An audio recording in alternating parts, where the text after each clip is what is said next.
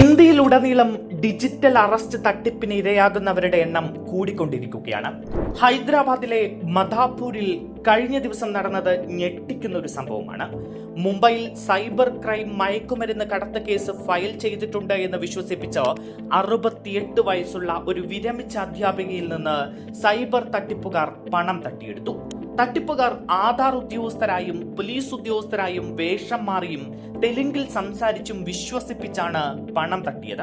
അധ്യാപികയുടെ bank account ഒരു മയക്കുമരുന്ന് കേസുമായി ബന്ധപ്പെട്ടിരിക്കുന്നുവെന്നും പണം ഉടൻ തന്നെ മറ്റൊരു സേഫ് അക്കൗണ്ടിലേക്ക് വേരിഫിക്കേഷനായി മാറ്റണമെന്നും മാറ്റിയ പണം ഉടൻ 24 മണിക്കൂറിനുള്ളിൽ തിരികെ നൽകുമെന്നും ഉറപ്പിച്ചു പറഞ്ഞു.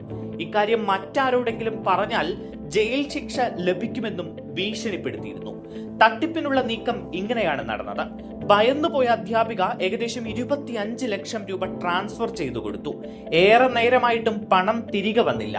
അപ്പോഴാണ് അതൊരു തട്ടിപ്പാണ് എന്ന് അവർ മനസ്സിലാക്കുന്നത്. ഇതൊരു ഒറ്റപ്പെട്ട കേസല്ല. ഇന്ത്യയിലുടനീളം സമാനമായ ഡിജിറ്റൽ അറസ്റ്റ് തട്ടിപ്പുകളിലൂടെ 100 കണക്കിന് കോടികളാണ് നഷ്ടപ്പെടുന്നത്.